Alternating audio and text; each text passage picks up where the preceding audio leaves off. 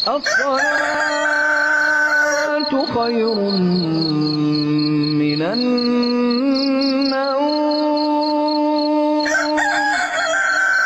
تو آئیے Steve Harvey کی زبردست سوچ کی روشنی میں یہ سمجھتے ہیں کہ کیسے روزمرہ کی صبح کو کامیابی کے ایک منصوبے میں بدلا جا سکتا ہے۔ ٹھیک ہے، تو بات شروع ہوتی ہے ایک بہت ہی بنیادی خیال سے کہ اگر خواب بڑے ہیں تو ان کو حاصل کرنے کے لیے محنت اور نظم و ضبط بھی اسی لیول کا ہونا چاہیے، اور اس کی شروعات ہوتی ہے دن کے پہلے لمحے سے۔ تو سب سے پہلا قدم کیا ہے؟ پہلا قدم ہے اس آواز کے ساتھ اپنے تعلق تو بدلنا جو دن کا آغاز کرتی ہے۔ اب یہ بڑا دلچسپ ہے، یہاں صرف سوچ بدلنے کی بات ہو رہی ہے۔ الارم کی آواز کو ایک پریشانی سمجھنے کے بجائے اسے ایک موقع کی گھنٹی سمجھا جائے، اسے ایک دشمن نہ سمجھیں بلکہ اسے دن کی دوڑ شروع کرنے والی گولی کی آواز سمجھیں۔ یہی ذہنی تبدیلی سب کچھ بدل سکتی ہے۔ ذرا اس نمبر کے بارے میں سوچئے، ہر روز ہمارے اکاؤنٹ میں 86,400 سیکنڈ جمع ہوتے ہیں۔ یہ ایک تحفہ ہے، تو اس تحفے کی قدر کرنی چاہیے، نہ کہ اس کے بارے میں شکایت کر کے اسے ضائع کرنا چاہیے۔ ہر ایک سیکنڈ ایک موقع ہے۔ تو صبح کی وہ پہلی جنگ کون سی ہے جو روز لڑی جاتی ہے؟ وہ جنگ ہے سنوز بٹن کے خلاف۔ آئیے دیکھتے ہیں کہ یہ کتنی اہم ہے۔ دیکھیں، سنوز بٹن کو صرف ایک بٹن نہ سمجھیں، اس کی تعریف کو ذرا نئے انداز سے دیکھتے ہیں۔ یہ دراصل اپنے آپ پر شک کرنے کا ایک طریقہ ہے۔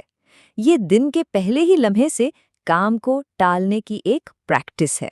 جب کوئی سنوز بٹن دباتا ہے تو دراصل وہ اپنے خوابوں سے کہہ رہا ہوتا ہے، رک جاؤ، ابھی نہیں۔ یہ اپنی ہی منزل اور خواہشات کو ٹالنے کے برابر ہے۔ یہ ایسا ہی ہے جیسے کامیابی کے ساتھ بھاؤ-تاؤ کیا جا رہا ہو، اور یہ بات تو صاف ہے کہ اس بھاؤ-تاؤ میں جو بھی تاخیر کا انتخاب کرتا ہے وہ ہمیشہ ہارتا ہے۔ کامیابی انتظار کرنے والوں کے لیے نہیں رکتی۔ مطلب یہ کہ سنوز بٹن کے آگے ہار مان کر دن کی پہلی جنگ بستر سے اترنے سے پہلے ہی ہاری جا چکی ہوتی ہے۔ چلے، پہلی جنگ تو جیت لی، اب آگے کیا؟ اب وقت آتا ہے اپنے ذہن کو آنے والے دن کے لیے تیار کرنے کا، اسے وہ طاقت دینے کا جس سے ہر چیلنج کا مقابلہ کیا جا سکے۔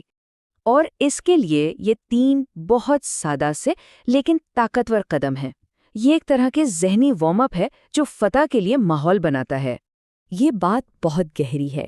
شکر گزاری اور ذہنی دباؤ، یہ دونوں چیزیں ایک ساتھ نہیں رہ سکتی، یہ ناممکن ہے۔ شکر گزاری ایک ایسی طاقتور فریکوینسی ہے جو منفی جذبات کو خود بخود باہر نکال دیتی ہے۔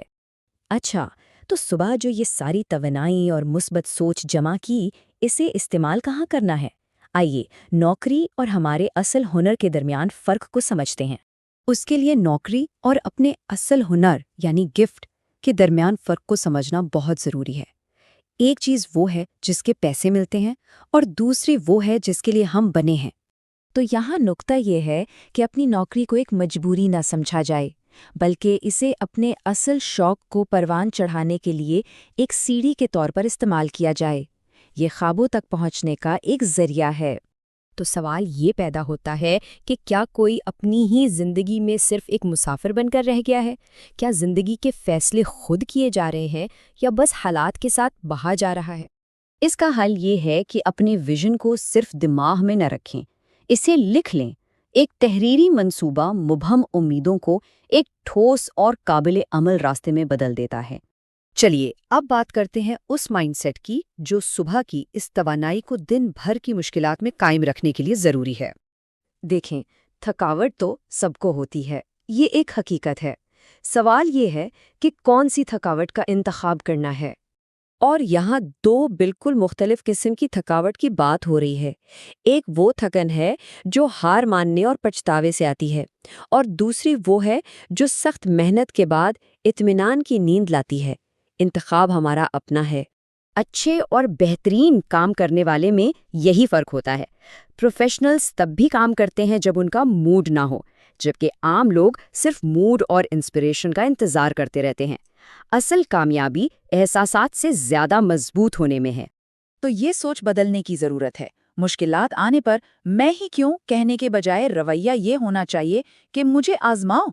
یہی وہ سوچ ہے جو مشکلات کو طاقت بنانے کا موقع دیتی ہے۔ اور منفی سوچ یا لوگوں کا جواب دینے کا سب سے بہترین طریقہ کیا ہے؟ وہ ہے بہت بڑی کامیابی، اپنی توانائی بحث یا وضاحتوں میں نہیں بلکہ اپنے کام کو بڑا بنانے میں لگانی چاہیے۔ تو آخر میں یہ ایک سوال رہ جاتا ہے، کامیابی کی سڑک ہمیشہ بنتی رہتی ہے، یہ کبھی مکمل نہیں ہوتی۔ اصل سوال یہ ہے کہ کیا اس پر روزانہ مسلسل کام کرنے کے لیے ہم تیار ہیں؟